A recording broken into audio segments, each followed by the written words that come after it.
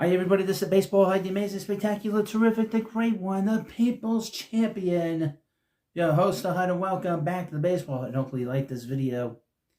And hit that subscribe button. Now if you're a returning viewer, please hit the subscribe button. So many people come and watch and don't do that. And of course, if you're new, welcome. And if you're a regular viewer, please take advantage of the memberships. I do regular videos that's a little more informal than what I do here. And all the money that goes from Super Thanks and all the memberships goes directly into getting a brand new computer so I can do better videos for you in terms of quality and stuff like that. But as you know, the Mets have a couple more weeks until pitchers and catchers. I've been sort of going back. I think we've all been going back and forth on Pete Alonso. I think that's going to get resolved within the next 2 weeks.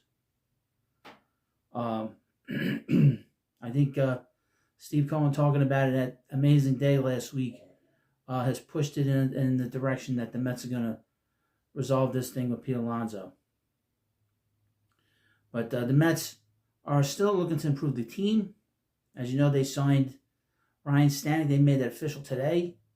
Last week, they signed A.J. Minter. I believe they re-signed Jesse Winker last week. So they've been still active and pretty busy. Dylan Cove, we hardly knew ye, was picked up by the Mets, and they DFA'd him for Stanek to be on the 40-man roster. I'm sure they'll, who knows what's going to happen with him. But anyway, they're still looking for some starting pitching, and of course the word came down that the Blue Jays signed Max Scherzer. I'll tell you one thing, I didn't want to go through that again. And I know they were really talking to him pretty good.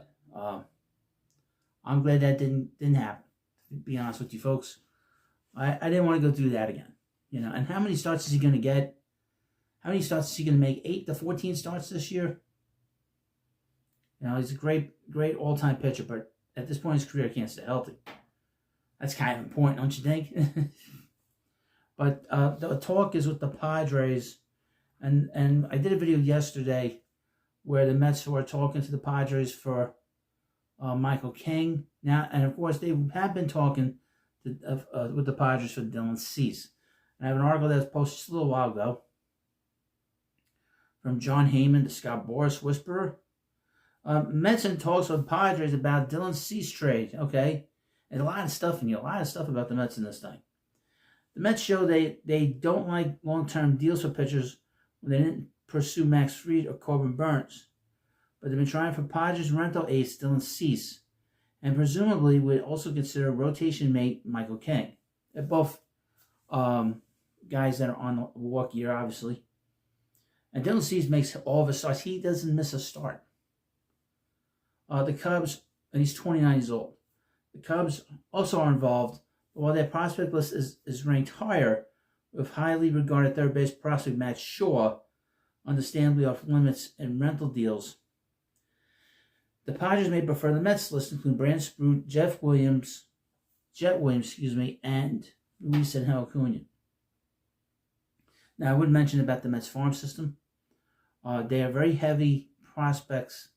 They got a heavy amount of prospects in their middle infield and behind the plate. That's the Mets' strength in their farm system.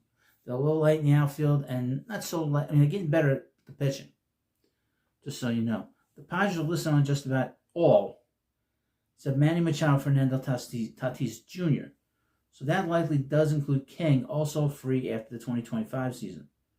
Now, I said yesterday that I was very much advocating for the Mets to trade for Michael King because I know that from what I heard, there's issues with the arm. There's a bit of an injury risk. But he has not pitched a lot of innings in the majors. He pitched great in starting rotation last year for San Diego, but the article continues, the Padres trade either starter, they would consider Nick Pivetta, or Jack Flaherty. Flaherty is a surprise in his continuing availability since he's only 29. Has no qualifying offer attached. Was 13-7 with a 3.18 ERA in 2024. And a big postseason starts against the Mets and the Yankees.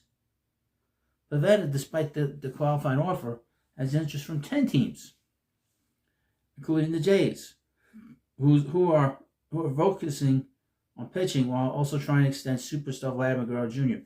Like I said, they signed Max Scherzer today. Flyers' former team, the Tigers, is interested in him, while the Giants may sign more pitching. Let's see. Skip around. The Mets offered now this is something new, folks, for you. This is something new if you didn't know.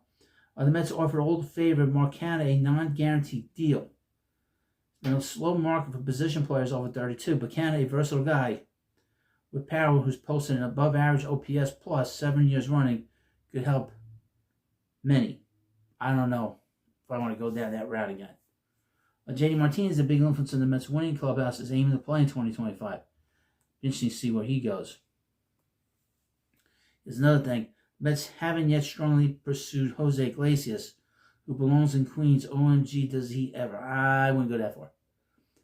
There comes a point where you don't let sentimentality hurt your ability to win, okay?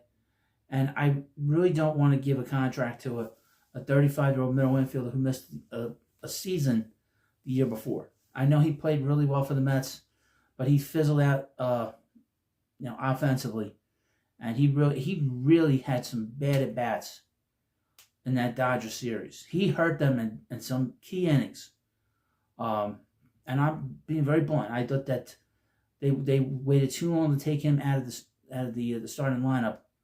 The beginning of that series against the Dodgers, having a guy like Jeff McNeil who could really hurt you, as opposed to Iglesias, I think really set them back in those games and put them in a bad place, in a bad hole with the Dodgers. But Dylan Cease is a good pitcher.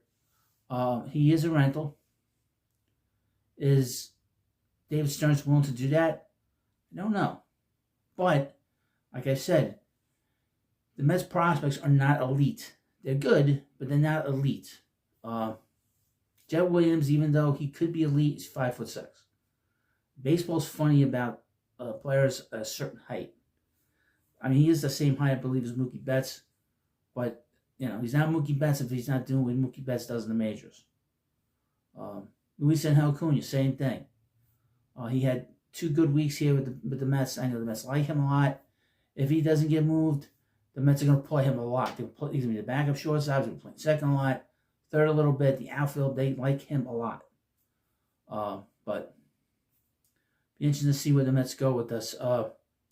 But you let me know what you think about this. And, of course, please hit the subscribe button before you go. Become a member of the channel. It's a great way to support the channel.